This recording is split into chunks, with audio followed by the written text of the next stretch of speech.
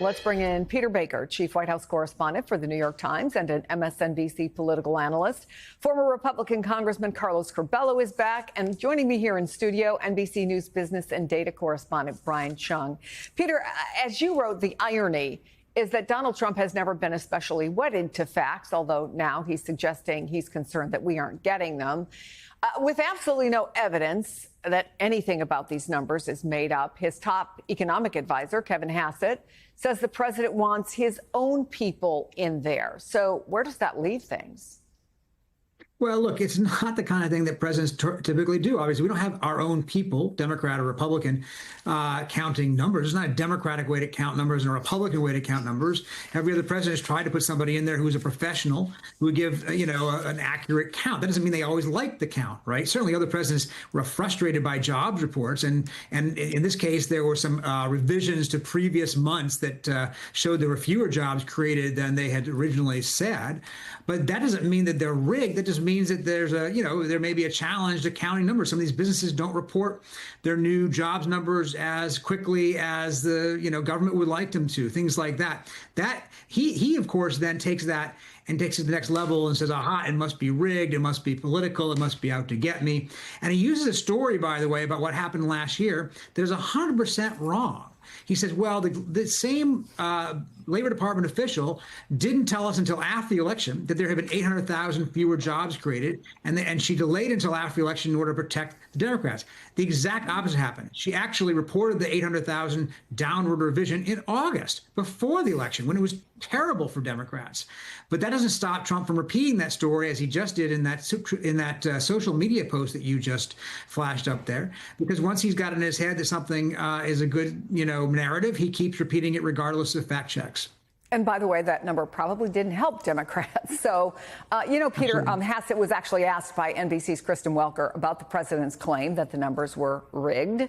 Take a listen. Do you have any hard evidence that these numbers were wrong? Yeah, there is very hard evidence that we're looking at the biggest revision since 1968. Are you going to present that evidence? If you look at the number itself, it is the evidence. But just saying it's an outlier is not evidence, Mr. Hassett. It's a historically important outlier. It's something that's unprecedented. Still so unprecedented. It's still not I've been evidence, looking at it though. for 40 years, and I'm like, it must be a typo.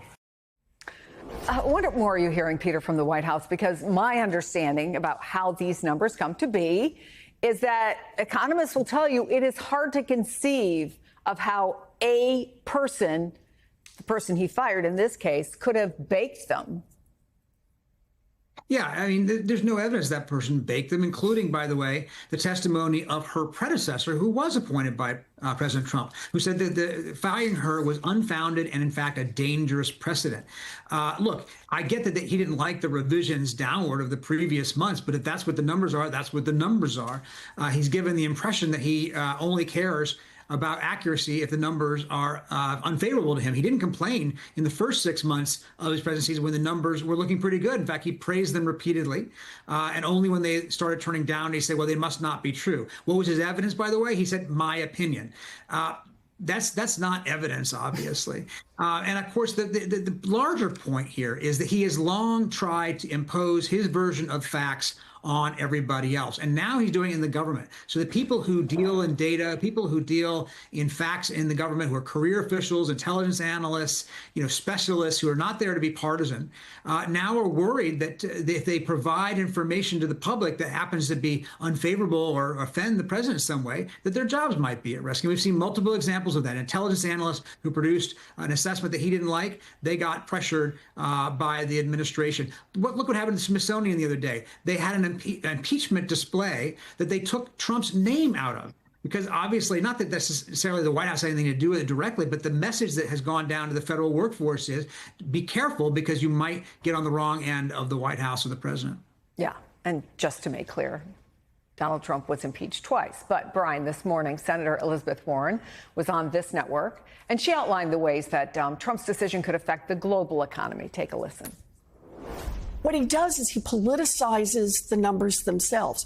And the person who replaces her, what does that person do next? Do they only serve up nice numbers? Do they sort of re-sand the numbers, paint them a little different color?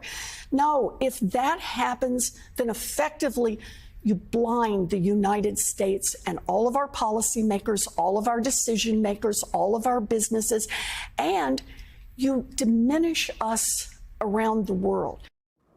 So if the government's official economic data is seen somehow as not being reliable, as being influenced by politics, what does that mean? Yeah, well, something important to note is that the acting head of the Bureau of Labor Statistics is a career civil servant who is unlikely to change the course of how the data is collected. I think the bigger question in the medium term is who does the president announce as the person they want to permanently put in that position, at least through the next Senate confirmed vote. Now, again, I do want to underscore, though, that the president's reputational damage to the BLS, as kind of messaged through his, the public appearances and saying that these are cooked numbers, which, again, the president has provided no hard evidence that there is a political bent to the way that these numbers are put together. It has already done the job of undermining the statistical institution of the Bureau of Labor Statistics. It's worth noting that Ben Castleman over at the New York Times has pointed out that you look at Argentina, you look at Greece, you look at the Soviet Union, all of which are countries that had very complicated, at times dark economic histories.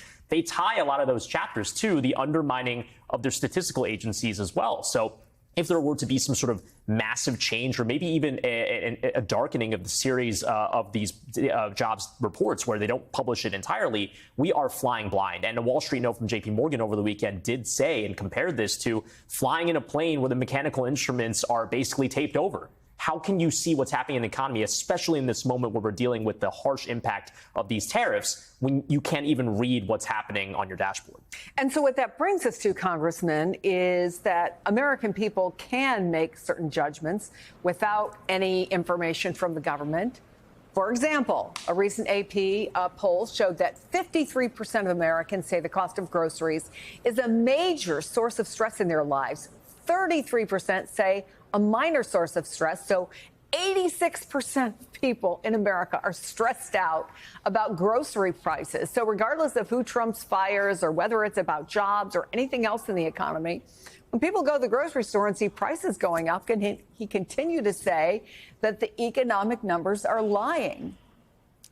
That's right, Chris. At the end of the day, people are going to vote according to what they are experiencing. And look, we saw this under the Biden administration. Some of the macro statistics were actually pretty good. Still, people went and voted against the incumbent administration because they were feeling the pinch. They were feeling pressured. They did not feel like they could get ahead. So even if the referees can be thrown into question now, because that's what these bureaucrats are. They're referees. They're supposed to just guarantee the integrity of the whole system without being partial in any way. And there's certainly no evidence that this individual was doing anything other than that.